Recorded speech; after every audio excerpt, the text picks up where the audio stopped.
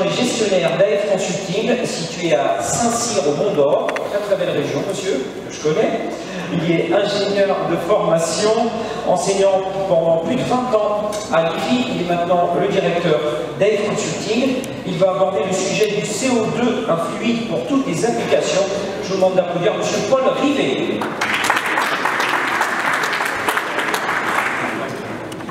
Excusez-moi, monsieur. Oui, bonjour, merci à tous. Excusez un peu ma voix, mais j'ai pris un coup de froid dans cette circonstance pour le sujet. Alors, je vais vous parler un petit peu du CO2 avec un titre volontairement, je dirais, inquisiteur. C'est est-ce que le CO2 est un fluide naturel pour toutes les applications? Ça n'est qu'une question, ce n'est pas une affirmation. Nous verrons qu'il y a quand même un certain nombre de plages d'application où il peut être une solution, je ne dirais pas la solution. Voilà mon programme. On va vous dire quelques mots sur le fluide, quelques particularités, et puis un petit peu faire brosser le paysage de la situation actuelle. Alors, à la première question, pourquoi le CO2, je ne vais pas redévelopper et perdre trop de temps sur la directive F-Gaz, mais simplement les conclusions de cette directive, c'est que cette directive impose des contrôles qui sont en fonction du potentiel d'émission de la charge de fluide, des quotas de mise sur le marché, en fonction justement du potentiel d'émission de CO2, des interdictions programmées sur les applications, et puis sur les vierges, par exemple, en ce qui concerne le 404 et 507 en 2020, aussi, bien sûr, les qualifications des entreprises, des suivis, de la traçabilité, toutes ces contraintes sont bien connues des installateurs, elles sont liées à la fameuse directive F-Gaz qui est en application depuis le 1er janvier 2015. La deuxième remarque que je ferai, c'est qu'effectivement, on a tendance à vouloir, y compris, on en a parlé tout à l'heure pour l'ammoniac, réduire les charges de frigorigène. Et le CO2 va nous aider beaucoup dans ce domaine. Quand on parle d'effet de serre d'une installation, Didier Coulon vous en a parlé, il y a deux aspects. Il y a l'aspect énergétique, bien sûr, que l'on appelle l'effet de serre indirect, qui est lié à la consommation. Il faudra que les équipements CO2 soient performants, sinon on ne va pas gagner ce que l'on va perdre de l'autre côté. Et puis, le deuxième aspect, c'est l'effet de serre direct, qui est lié au fluide. Vous voyez ici un certain nombre de fluides qui sont très utilisés. La première ligne, c'est les HFC. La deuxième ligne, c'est ce que Didier a appelé un peu les fluides de transition. La troisième fuite, les alternatives à très bas effet de serre, et puis quelques fluides comme le R32, et ensuite les nouveaux qui permettent de passer la barre des 150, qui est les fluides pour les nouveaux équipements centralisés à partir de 2022. Alors, compte tenu de ces contraintes, le CO2 apporte 6 réponses, son effet de serre et le 1. Alors, il est clair que quand un grand distributeur, un magasin remplace son 404 par du CO2, il peut dire j'ai divisé mon impact environnemental de 80% ou de 60%, c'est très facile en passant de 4000 pratiquement à... son effet sur l'ozone, étant donné qu'il n'y a pas de chlore est nul, il permet de réduire les charges. Les puissances absorbées sont en général inférieures. Alors le terme en général est important parce que le CO2 n'est pas le meilleur fluide, surtout lorsque l'on va atteindre, on va fonctionner dans des conditions climatiques élevées, il aura des pertes de performance et il faudra en tenir compte ou trouver des solutions pour résoudre ce manque de performance. C'est un fluide naturel, donc il échappe à la réglementation F-Gaz. Ça ne veut pas dire qu'il faut aller faire des installations sans aucune qualification, bien sûr. il est classé A1N1, donc toxique non inflammable. Ce qui est également à rajouter, c'est que les canalisations d'aspiration, surtout des installations frigorifiques, donc la taille des compresseurs est fortement réduite par rapport aux autres frigorigènes utilisés.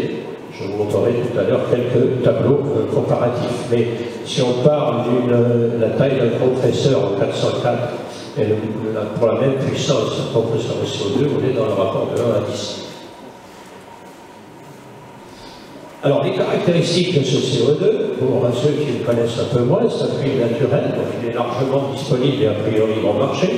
Il n'est pas inflammable, puisqu'utilisé à l'extincteur, il n'est pas corrosif. Attention cependant, si on a de l'humidité dans un circuit frigorifique, il sera corrosif. Il n'est pas toxique, mais là aussi, s'il prend la place de l'oxygène, il deviendra dangereux pour l'homme.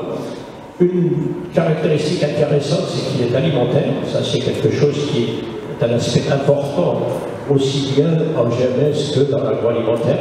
C'est-à-dire, on n'a pas une altération des produits en liaison avec le fluide. Production volumétrique élevée, il est connu et utilisé, on l'a utilisé jusqu'en 1860. Disons que quand en 1960, pardon, quand en 1950 sont arrivés les CFC avec des pressions de fonctionnement de l'ordre de 10 bar, il est clair que les compresseurs CO2, qui étaient des compresseurs ouverts, avec des pressions de 80 bars, ils se sont trouvés mis à l'écart rapidement pour des questions de taille, de poids, de compétitivité, etc. Il peut descendre jusqu'à moins 54. Alors, ce moins 54, il est lié à un aspect qui est légèrement en dessous, qui est le point triple. Le point triple du CO2 est à 5,2 bar, c'est-à-dire moins 56. Qu'est-ce que c'est que le point triple? C'est le point où la phase liquide se transforme en solide, ce que l'on appelle de la neige carbonique. Donc, il est clair qu'on ne verra pas d'installation au CO2 fonctionner en dessous de moins 56, puisque le liquide se transformerait en solide. Donc c'est à peu près la limite inférieure aux alentours de moins 54 de fonctionnement des installations frigorifiques au CO2. On voit également un de ces inconvénients, c'est le problème des pressions. Vous voyez qu'à moins 37, il est en 11 bar. Un fluide frigorigène traditionnel aujourd'hui, c'est à peu près 1 bar au lieu de 11 bar. Et puis, on voit apparaître une deuxième notion, c'est la température de plus 31 degrés, c'est le point critique. Mais ce point critique, c'est le point au-delà duquel on ne peut plus liquéfier le CO2. Donc on va travailler avec du CO2 qui ne sera pas liquéfié, qui sera refroidi, donc dans son état supercritique. Et vous voyez déjà qu'à plus 31, il est à 73 bar, ce qui signifie que dans une installation frigorifique qui va utiliser l'air ambiant pour évacuer la chaleur de compression, les pressions de refoulement vont être entre 85 et 95 bar. Donc ce sont des pressions assez nouvelles et assez particulières à gérer. Donc le point triple, je viens d'en parler, et puis son faible volume de vapeur, j'en ai parlé tout à l'heure, c'est lié à cette différence à la chaleur-vaporisation d'une part et à un faible volume massif des vapeurs. Ici, vous avez une courbe qui vous montre l'évolution de la pression du CO2, ici, par rapport à nos autres fluides frigorigènes. Donc, vous voyez très bien que c'est une de ces particularités et, je dirais, certaines complications des systèmes. Ici, vous avez une courbe qui vous montre la notion. Ici, cette courbe, cette ligne en pointillé, c'est la pression au point triple, 5,2 bar absolu. C'est-à-dire qu'à partir du cycle, qui est ici, donc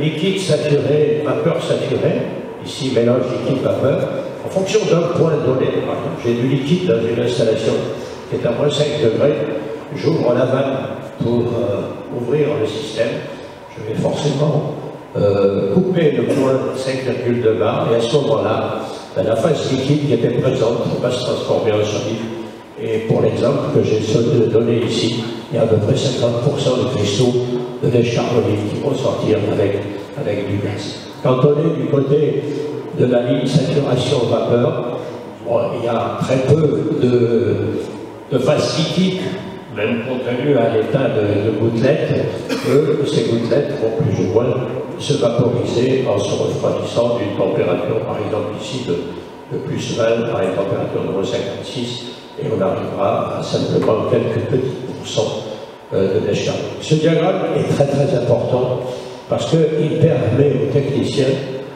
de voir, de réfléchir à ce qui va se passer en amont lorsqu'il va faire une manipulation. Parce que le CO2 impose une approche différente de la manipulation des fluides. Par exemple, ce point triple peut paraître, c'est pas une notion exceptionnelle, tous les fluides ont un point triple, y compris le 134, y compris le 404, y compris la moyenne, mais dans des domaines de température et de pression tellement éloignés qu'on ne les fréquente pas dans nos installations frigorifiques. Le CO2, on a à y faire face tous les jours. Le cas typique, une installation qui est tirée au vide, puisqu'on a dit qu'il fallait, le CO2 n'élevait pas l'humidité, il faut tirer au vide. Ben, si vous tirez au vide et que vous remplissez l'installation avec une phase liquide, la phase liquide qui va rentrer va se transformer en solide. C'est pas grave en soi, mais il faut qu'elle se vaporise et qu'elle se reliquéfie. Donc il va falloir faire une charge de CO2 de façon différente, c'est-à-dire une précharge en phase vapeur pour casser le vide jusqu'aux alentours, au moins au-dessus des 5,2 bar, et après continuer en phase liquide. De la même façon, lorsqu'on va intervenir pour ouvrir, pour remplacer le cartouche d'un déshydrateur, si ce déshydrateur est en phase liquide, si on ouvre la vanne vers l'extérieur, on va avoir une génération de phase solide qui pourrait arriver à bloquer la vanne dans certaines circonstances. Donc il va falloir approcher le remplacement d'un déshydrateur avec une certaine procédure. Voilà. C'est le CO2, comprendre ces changements d'habitude, ce sont des changements d'habitude pour les techniciens. Il faut absolument passer par l'aspect théorique pour comprendre pourquoi on est amené à faire cette solution. Alors, maintenant, on va regarder en technologie. Il y a 3 solutions qui sont aujourd'hui répandues, toutes les 3, et que les techniciens sont amenés à rencontrer, je dirais, avec certitude, peut-être pas demain, mais après-demain, sur les systèmes CO2. La première solution, qui était la solution d'origine, c'était le frigo-porteur. Le frigo-porteur, pourquoi? Parce que dans les années 95, on n'avait pas de compression pour faire du CO2, ni moyen de pression. Donc on a utilisé le CO2 comme une alternative à l'eau qui colle. L'intérêt, c'est qu'on travaille avec un frigo-porteur qui change d'état. Donc on travaille sur un débit massif qui est calculé en fonction de chaleur de vaporisation, et non plus d'un CP delta T. Donc on a des débits en circulation de CO2 qui sont grosso modo 10 fois plus faibles que l'eau qui collait, et avec un fluide qui est beaucoup moins visqueux que l'eau qui collait. Donc, conséquence, c'est premièrement une diminution grosso modo par 10 de l'énergie de pompage. Deuxième conclusion, c'est que comme le fluide change d'état, il n'y a pas de changement de température, donc on gagne plusieurs degrés d'écart au niveau de l'évaporation de notre compresseur, ce qui peut nous faire gagner jusqu'à 15% d'énergie de compression. Donc voilà 2 gains pour les circuits positifs, par exemple les hypermarchés, pour ne pas aller vers ce que l'on va voir comme étant la 3e solution, c'est le CO2 transcriptique. Donc cette solution, qui était la solution d'origine, on revient là. Deuxième solution, c'est la cascade sur le négatif. Là, c'est très développé, je dirais, depuis en France 2002 à peu près, où les premières installations ont été faites. C'est-à-dire qu'on va faire un étage basse pression d'un système avec une cascade CO2, et on va condenser le CO2 entre 0 et moins 10, c'est-à-dire à des pressions qui sont autour de 25 à 30 bars. Donc pas de problème pour les compresseurs ni les composants. La problématique, c'est que si on est dans un circuit cascade, il nous faut un fluide primaire à l'étage supérieur, et on se posera la question de quel fluide primaire. La troisième solution, c'est le transcritique. Alors effectivement, à partir du moment où on dit on va mettre du CO2 sur le négatif pour faire le circuit cascade, on va mettre du CO2 sur le positif pour faire le circuit frigoporteur, pourquoi aller chercher un fluide primaire? Utilisons le CO2 comme fluide unique. Et là, on rentre dans la problématique du transcritique, puisqu'en toute saison, on ne pourra pas condenser le CO2.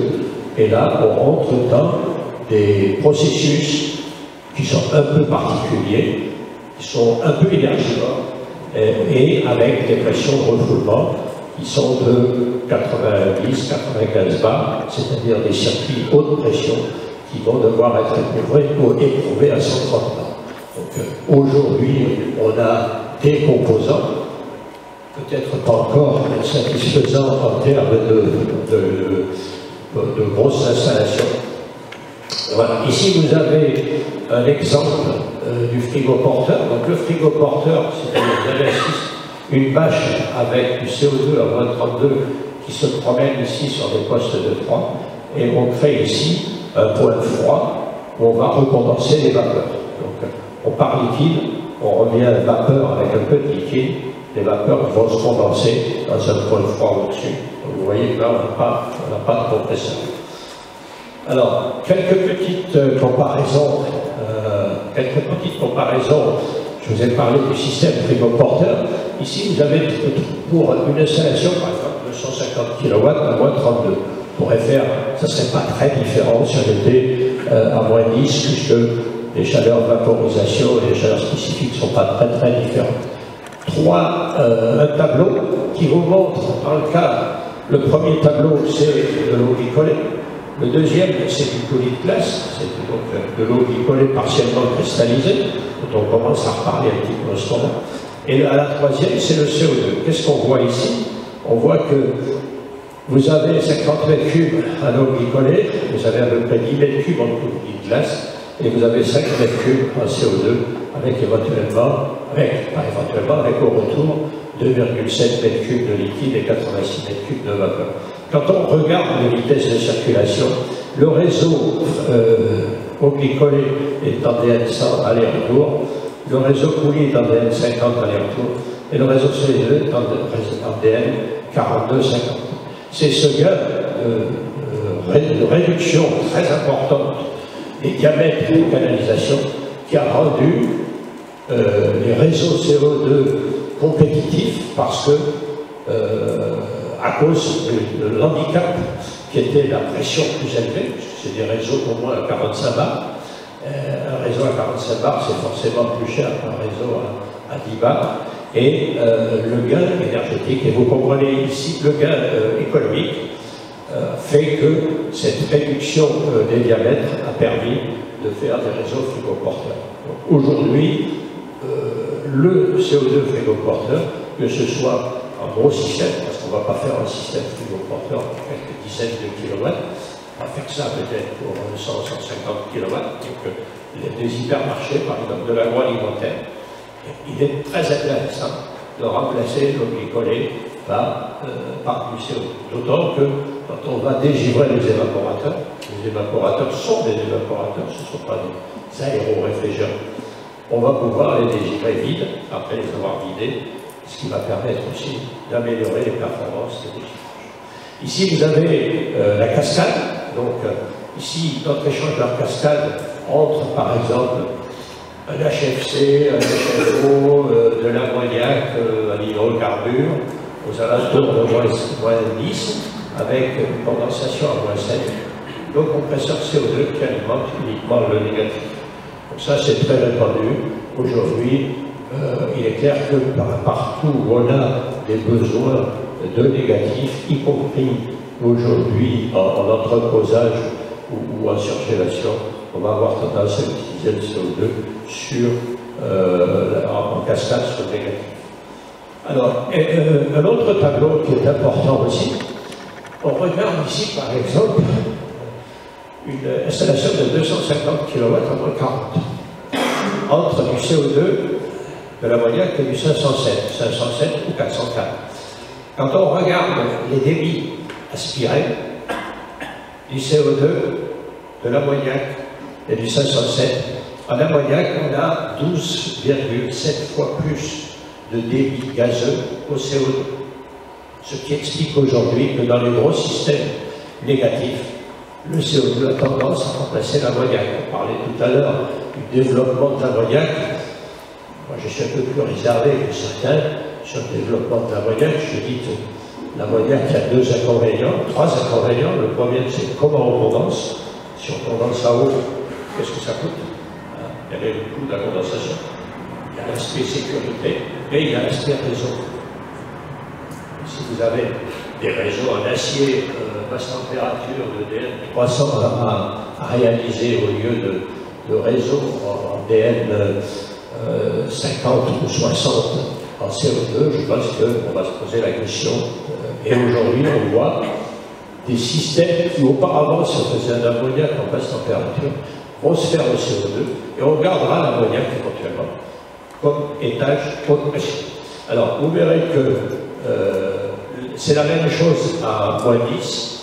L'écart est moins important, ce qui démontre que, vous voyez, on n'est plus qu'à 5,1 fois, ce qui démontre que l'intérêt du CO2 est d'autant plus important qu'on va en basse température. Ici, le cycle transcritique, qu'est-ce qu'il nous montre pour un système à moins 10? Il nous montre qu'au refoulement, on va être à 130 degrés. Et qu'est-ce qu'il nous montre ici? C'est qu'on ne peut pas condenser, forcément, puisqu'on est 31 degrés. Donc, dans ce qui ressemble à un condenseur à air sur le toit, on va refroidir des gaz de 100, 230, par exemple, à 38. Qu'est-ce qui est intéressant de voir là-dessus? C'est qu'on peut récupérer 100% de la chaleur en refoulement, à un niveau qui est très intéressant, puisqu'on est entre 130 et 40. Et c'est un des atouts du CO2, surtout dans l'agroalimentaire, où on a des besoins d'eau de lavage, d'eau de chauffer, d'eau des chaudières, etc. Utiliser.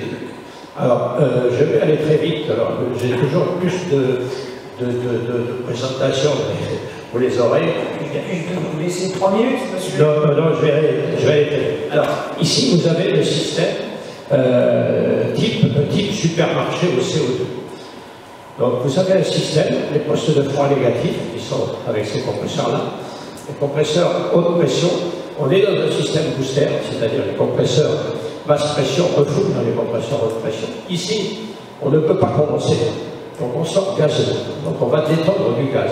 Et ce gaz ici, lorsqu'il va arriver à cette pression qui est de l'ordre de 70 bars, il va former du liquide. Et à la sortie, vont arriver dans son réservoir un mélange liquide et vapeur. Le problème de la vapeur, c'est qu'on ne peut pas l'envoyer vers les différents postes de froid ici, parce qu'elle perturberait complètement la distribution. On ne saurait pas maîtriser l'alimentation à liquide des évaporateurs. Donc cette vapeur, il faut la recycler. On la recycle ici par le biais d'une vanne à pression constante.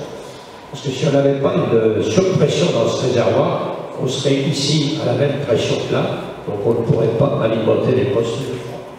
Pardon. Donc on a ce bypass de gaz, c'est ce que j'appelle ces gaz un peu parasites, et c'est ces gaz qui nous, on est obligé de les recomprimer, et c'est ces gaz qui nous plombent le système, les performances du transcritique, et nous les plombent d'autant plus que le gaz qui arrive ici est chaud.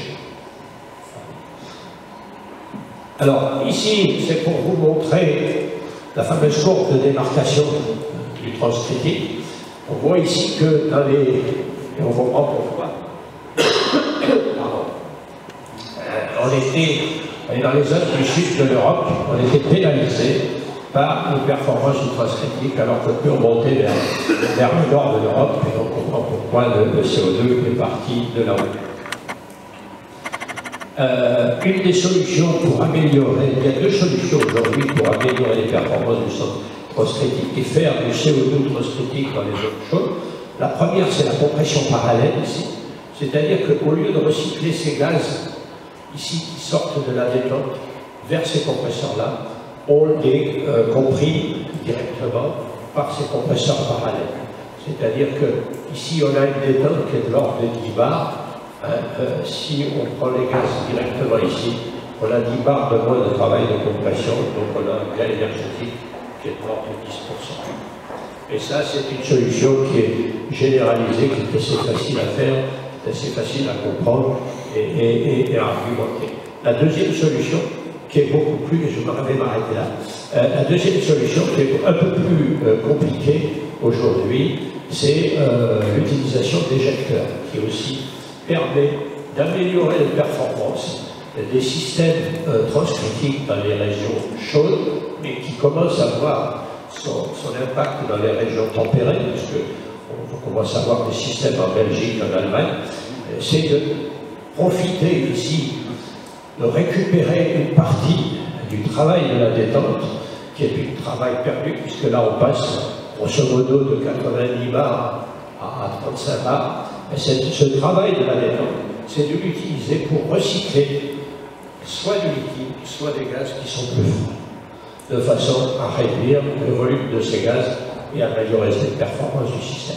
Il y a différents systèmes qui ont été testés en Suisse depuis 2 ans, 2 ans et demi, qui montrent des améliorations de performance de l'ordre de 15% à peu près avec ces systèmes d'éjecteurs, lesquels s'ajoutent à la compression parallèle, puisque la compression parallèle, c'est le point de passage obligé.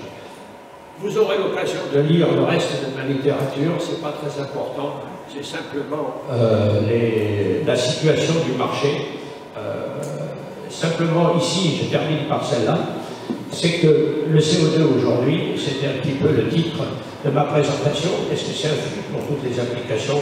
Ce n'est pas le fluide pour toutes les applications, c'est un fluide qui pourrait répondre à des températures qui vont, je dirais, entre moins 50 et plus 100.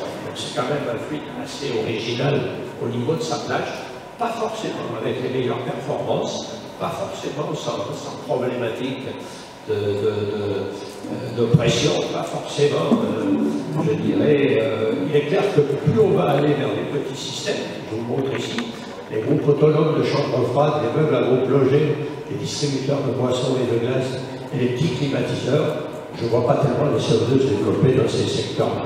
Pourquoi? Parce que la pénalisation liée au transcritique, on ne pourra pas mettre à l'œuvre de la compression parallèle ou des éjecteurs ou des choses comme ça, dans des petits systèmes comme ça peut pas. Enchaîne. Le développement est très très rapide. Ce développement, il est de la même façon aux États-Unis, ça a pris du temps, ça a démarré il y a à peine 2 ans, en Australie, en Afrique du Sud, au Japon. Il y a 2 ans au Japon, il n'y avait pratiquement pas de supermarché au CO2. Aujourd'hui, il y en a 5 000 ou 6 000.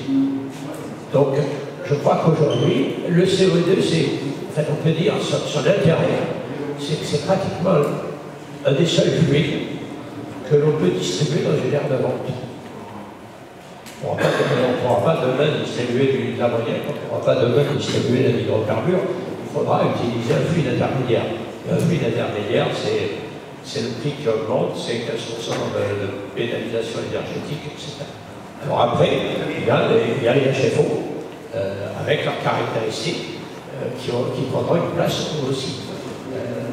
Je crois que son succès, il est aujourd'hui, je dirais, il s'explique par l'absence de challenger très fort.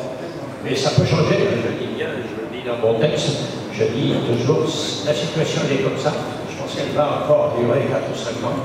Maintenant, si demain on a des choses intéressantes qui arrivent et nouvelles, il faut rester ouvert.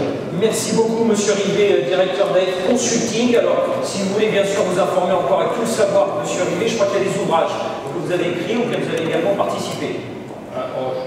J'écris un petit peu, je fais des articles un petit peu en particulier pour un bouquin charpent industriel avec les anciens amis de l'Institut international et de l'Institut du Franc. Merci beaucoup. Ça, vous applaudissements pour Monsieur Rivet.